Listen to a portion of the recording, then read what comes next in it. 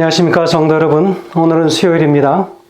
오늘 말씀의 제목은 당신의 백성 가운데 계신 하나님이란 제목으로 함께 말씀의 은혜를 나누겠습니다. 말씀 나누기 전에 기도하겠습니다. 하늘에 계신 아버지 하나님, 오늘 우리는 이 땅에 당신의 사랑하는 자녀들을 위하여 보내주신 바로 예수 그리스도 임마누엘 하나님에 대하여 함께 말씀을 나눕니다. 주님, 함께 계신 그 하나님, 우리와 함께 하고 싶으셔서 예수님을 통하여 함께 하시고자 하는 그 마음 참으로 감사합니다. 주님 말씀을 통하여 아버지의 마음을 깨닫게 하시고, 그래서 이 땅에 성소를 세워주신 그 은혜도 감사하고, 이스라엘 백성들을 광야에서 인도하신 것처럼 오늘날 이 땅의 모든 백성들을 그렇게 사랑으로 인도하신 아버지, 우리 결코 그 사랑 잊지 않는 하루 될 수 있도록 인도하여 주시옵소서. 예수님의 이름으로 기도합니다. 아멘. 당신의 백성 가운데 계신 하나님이라는 제목으로 함께 말씀의 은혜를 나눕니다. 여러분, 저는 가끔 그런 상상을 해봅니다. 이스라엘 백성들이 광야를 지날 때에 200만이 넘는 사람들을 구름이 다 덮으려면 과연 구름이 얼마나 커야 했겠는가 상상을 해봅니다. 그 구름의 사이즈는 대단했을 것입니다. 사람의 눈에 보이는 기둥이 움직이는 것이 아니고 사람의 눈으로 보기에 앞에 구름이 자욱하고 그 구름이 땅에 내려앉으면 그곳에서 멈추는 것이지요. 그러나 하늘과 맞닿아 있는 그 구름 모양이 어쩌면 마치 우리가 상상하는 저 토네이도가 몰아닥칠 때에 하늘과 이 땅이 맞닿아 있는 큰 기둥이 형성된 것처럼 어쩌면 그런 모습이 아닐까, 그런 생각도 혼자 상상을 해봅니다. 가끔은 구름의 모양이 그런 모양으로 자욱하게 끼어 있을 때도 있지 않겠습니까? 우리가 말하는 구름은 단순히 구름을 의미하는 것이 아니라 그 구름은 하나님의 임재하심의 상징적 의미를 가지고 있다고 볼 수 있겠습니다. 계속해서 우리가 다루는 이 말씀의 이 제목처럼 이 기의 말씀의 제목이 상징에 관한 것 아니겠습니까? 바로 구름 또한 오늘 우리에게 그렇게 다가오는 것이죠. 하나님의 백성들을 보호하는 구름이지만 낮에는 뜨거운 태양으로부터 사람들을 보호하고 그들이 그 태양 열로부터 보호함을 받을 수 있도록 구름이 가려져서 그들이 걷는 그 여정길이 어렵지 않도록 돕는 것이지만, 그러나 하나님께서 그 구름을 인도하시는 가운데 그 구름이라고 하는 것 자체에 의미를 부여한 것은 하나님께서 함께 하시고 계심에 관한 의미라고 하는 사실이지요. 민수기 9장 15절에 구름이 성막을 덮었다라고 말할 때 덮는다라고 하는 것은 바로 하나님의 영광이 함께 거한다는 그런 뜻입니다. 다시 말하면 쉐키나의 의미를 지닌다라고 볼 수 있겠습니다. 바로 예수 그리스도의 영 성령 하나님께서 이스라엘 백성들 위해 임하여 동행하신 것처럼 성막을 덮은 주님의 성령이 우리 위에 임하셨음을 믿는 것입니다. 성막을 세운 날에 구름이 성막을 덮었다는 사실을 주목해야 합니다. 성막 위의 구름은 하나님의 임재요 하나님의 영광이었습니다. 완성된 성막 위에 하나님의 구름이 덮었다고 하는 것은 하나님께서 그곳에 계시기를 기뻐하신다는 뜻이겠지요. 이스라엘 백성들은 그들의 여정이 마쳐지면 장막이 그곳에 치는 것이었습니다. 그런데 백성들은 장막을 칠 때마다 성막과 성소와 지성소를 중심으로 사면의 장막을 쳤는데, 모든 지파들은 장막 사면의 한 면마다 세 지파씩 장막 중심으로 진을 쳤습니다. 하나님 임재는 지성소로 내려오고 하나님은 그 백성 가운데 거하셨습니다.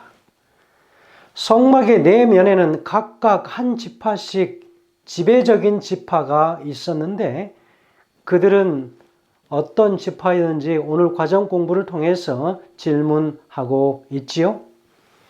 보시면 민수기 2장 3절에서는 바로 동쪽에 유다 지파가 바로 그 우세한 지파였습니다. 대표 지파였지요. 바로 그 깃발은 사자 깃발이 꽂혀져 있었습니다. 민수기 2장 10절에 남쪽에 루벤 지파가 있었습니다. 그 루벤이 대표적인 지파였지요. 깃발은 사람의 얼굴이었습니다. 민수기 2장 18절에는 서쪽에 에브라임 지파가 그 대표적인 지파였습니다. 그 깃발의 모양은 소의 얼굴이었습니다. 민수기 2장 25절의 북쪽에는 바로 단 지파가 자리하고 있었고 대표적이었는데 그 깃발은 독수리의 얼굴의 모양의 깃발이었습니다. 교과 100페이지에 보면 이렇게 이야기합니다. 각각의 지배적인 지파는 그들이 누구인지를 나타내기 위해 그들만의 특별한 깃발을 개양했던 것을 유념하라. 성경은 각 깃발에 무엇이 그려져 있었는지 명확하게 설명하지 않지만 창세기 49장과 신명기 33장에 묘사된 지파의 특징을 바탕으로 네 가지 얼굴을 동서남북 네 지점에 각각 할당하는 흥미로운 전통이 그들에게 있었다라고 교과책은 설명하고 있습니다. 여기 카일이라고 하는 구약성경 학자인데 그가 쓴 이 구약성경 주석에는 이렇게 이야기하고 있습니다. 랍비 전통에 따르면 유다의 깃발은 사자, 루벤의 깃발은 사람 또는 사람의 머리, 모양, 에브라임의 깃발은 소, 단의 깃발은 독수리 형상을 지니고 있었다. 에스겔이 묘사한 그룹에 나타난 네 생물이 이 네 깃발에 표현되었다라고 그렇게 설명하고 있습니다. 하나님의 보좌 주변 제일 가까운 곳에 아론과 모세와 제사장들이 동편에 있었습니다. 그렇게 할 때에 바로 동쪽에 성소에 문이 있었기 때문에 그 문으로 쉽게 들어가서 제사를 집례할 수 있었기 때문이었지요. 시편에는 천막을 맡은 레위 자손에 있어서 천막이 이동하는 일을 했다라고 했습니다. 그리고 남쪽과 북쪽에는 레위 자손이 있어서 각각 맡은 바 임무를 따라서 그곳에 상주하였다라고 했습니다. 북쪽에는 무라리 족속이, 남쪽에는 고핫 족속이, 서쪽에는 게르손 족속이 진을 치고 있었습니다. 이것이 계시록의 네 생물에 비교하여 볼 수 있는 것이죠. 직접 성소를 돕는 레위 족속들, 오른쪽에는 유다 지파, 왼쪽에는 에브라임 지파, 남쪽에는 루벤 지파, 북쪽에는 단 지파가 있었고 그 지파를 상징하는 깃발이 바로 사자, 소, 사람, 독수리 모양이다라고 하는 걸 다시 한번 강조해서 이야기드립니다. 이것은 계시록 4장에 나타난 하늘 보좌의 네 생물과 일치하는 것으로 나오고 있습니다. 하늘의 하나님의 보좌 주변의 모습이 이 땅의 모형으로 내려주신 것이죠. 성소 중심으로 이스라엘 민족의 진영이 배치되어 살았고 그 중심에 하나님의 보좌가 있었습니다. 하나님께서 하늘에서 어떤 모양과 어떤 형태와 어떤 기능을 가지고 존재하고 계신지를 이런 모양으로 가르쳐 주셨다는 사실은 놀라운 것이지요. 이것을 보면 참 멋진 하나님의 모습이라고 하는 것을 상상해 볼 수 있습니다. 구름이 인도하는 시간이든 밤에 장막을 치고 잠을 청하는 시간이든 행군을 하는 시간이든 언제든지 하나님의 장막 성소가 항상 모든 민족의 진영 가장 한가운데 위치하고 있었다는 것이지요. 하나님의 임재하심의 충만이 늘 당신의 백성들과 함께하고 있었음을 볼 수 있습니다. 모세도 감히 들어가지 못했던 하나님의 영광의 그 극치, 이스라엘 백성들과 광야 생활 내내 함께했던 그 하나님의 구름은 바로 임마누엘 하나님, 예수님 자신이셨습니다. 이 하나님의 임재하심의 영광화의 시간이 이들은 광야길에서 이미 충만했음을 볼 수 있지요. 계시록 1장에 보면 주님이 다시 오실 때 구름 타고 오신다라고 했는데 그것이 바로 여기에서 말하는 하나님의 임재의 구름, 영광의 구름이지 않습니까? 성도 여러분, 우리가 옛날 우리 믿음의 조상들처럼 그 진영을 그대로 갖추고 살아가는 것은 아니지만 지금 우리 삶에서 어떻게 하나님의 임재하심을 체험하고 있으며 어떻게 하면 그 하나님의 임재하심이 더 우리 삶 속에, 내 삶 속에 가까이 다가오실 수 있을까라고 오늘 우리 말씀을 통하여 고민하게 됩니다. 사실 그것이 우리의 매일의 고민 아니겠습니까? 우리는 하나님의 교회에서 예배할 때, 가정에서 주님을 예배하며 살아갈 때 하나님의 임재하심, 하나님의 그 영광화를 체험할 수 있지 않을까 생각을 해봅니다. 성막을 진정한 하나님의 집이 되게 하는 것은 하나님의 임재의 영광이었습니다. 광야 시대의 성막은 오늘날의 교회입니다. 바로 그곳에서 그들이 하나님의 충만하심을, 그 영광을 경험했습니다. 아무리 웅장하게 잘 지어놓은 교회도 하나님의 임재가 떠나면 아무 소용이 없는 그저 건물에 불과하지 않습니까? 교회 위에 항상 하나님의 영광의 임재, 성령의 임재가 가득하실 줄을 믿습니다. 그래서 우리가 함께 모여 예배하고 기도할 때마다 영광의 눈이 열리고 우리 주님의 영광을 볼 줄 우리가 믿습니다. 주님의 영광이 온전히 사로잡힐 때에 우리는 세상을 두려워하지 않게 될 것입니다. 오히려 온 세상을 향한 주님의 마음을 갖게 되고 민족을 복음화하고 세계를 복음화하려는 우리 주님의 꿈에 헌신하게 될 것이라고 하는 것이지요. 선지자 왕 50페이지에는 예배하는 자들의 자세에 대하여 언급하고 있습니다. 비록 하나님께서는 손으로 만든 전에 거하지 아니하시지만 하나님의 임재로 모인 모든 회중을 영화롭게 하신다. 하나님께서 그들이 그 전에 함께 모여 당신을 찾고 저희 죄악들을 고백하고 서로를 위하여 기도할 때 성령을 통해 그들과 만나시겠다고 약속하셨다. 그러나 하나님께 예배하러 모이는 자들은 모든 악한 일을 버려야 한다. 그들이 신령한 진리와 거룩함의 미덕으로 하나님을 예배하지 아니하면 저희의 모임은 아무 유익이 없다라고 했습니다.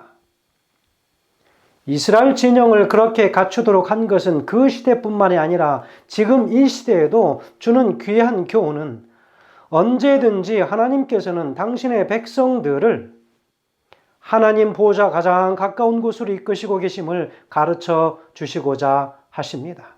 성도 여러분, 아무리 힘들고 어려운 시험과 갈등과 시련들이 있다 할지라도 하나님의 보좌에서 결코 멀어지지 않도록 우리를 인도하시는 하나님의 임재를 늘 소유하고 생애하게 되시길 간절히 소원합니다. 마태복음 1장 23절에 이야기하지요. 보라, 처녀가 잉태하여 아들을 낳을 것이요 그의 이름은 임마누엘이라 하리라 하셨으니 이를 번역한즉 하나님이 우리와 함께 계시다 함이라 라고 기록하고 있습니다. 여러분, 임마누엘 그 하나님은 우리와 함께 계시는 그 하나님이십니다. 함께 하시고 싶으셔서 당신이 에덴 동산에서 이제 나오셔서 그 예수 그리스도를 이 땅에 보내주셔서 그리고 그 성막을 통하여 그분이 친히 함께 하심으로 하나님께서 예수 그리스도가 우리와 함께 하신 것처럼 바로 성막을 통하여서도 구약시대에 그렇게 함께 하고 계셨음을 우리에게 보여주셨습니다. 그러나 이 시대에는 하나님께서 우리를 통하여 이 땅의 모든 사람들에게 복음을 증거해야 하는 그 일을 마쳐야 하기 때문에 예수 그리스도가 우리의 모본 되게 하셔서 그 모본으로 오셔서 다 보여주시고 다시 하늘로 가셨다고 하는 사실, 놀라운 사실 아니겠습니까? 이 땅을 회복하러 이제는 다시 오실 것이라고 약속하신 그 우리 하나님, 바로 예수 그리스도, 그분을 끝내는 우리 모두가 다 함께 만나시게 되길 바랍니다. 그러나 오늘 중요한 것은 오늘 내 삶 속에 그 하나님, 그 예수님을 우리가 함께 모시며 살아가고 있는가? 그 예수님과 똑같이, 하나님과 똑같이 되는 것도 중요하지만 더 중요한 것은 그분과 함께 우리가 거하고 있느냐라고 하는 것입니다. 성도 여러분, 오늘 바로 함께 우리 삶 속에 그 하나님 모시고 오늘도 기쁨 가운데 그 영광의 충만함 가운데 생애하는 우리 모두가 되길 간절히 바라면서 말씀을 드립니다. 기도하겠습니다. 하늘에 계신 아버지 하나님, 오늘 우리 가운데에 함께 하시고 싶으셔서 성막을 지으셨고 또 이제는 예수님께서 직접 오셔서 우리와 함께 계셨음을 인하여 주님 감사합니다. 임마누엘 그 하나님, 오늘 우리 삶 속에서 잊지 않고 놓치지 않게 도와주셔서 함께 우리 주님과 동행하다가 끝내는 그 주님 더 많이 닮아가게 하셔서 하늘의 아름다운 품성을 우리가 덧입고 끝내는 우리 주님 앞에 당당하게 서는 그런 날이 속히 임할 수 있도록 인도하여 주시기를 예수님의 귀하신 이름으로 간절히 기도합니다. 아멘.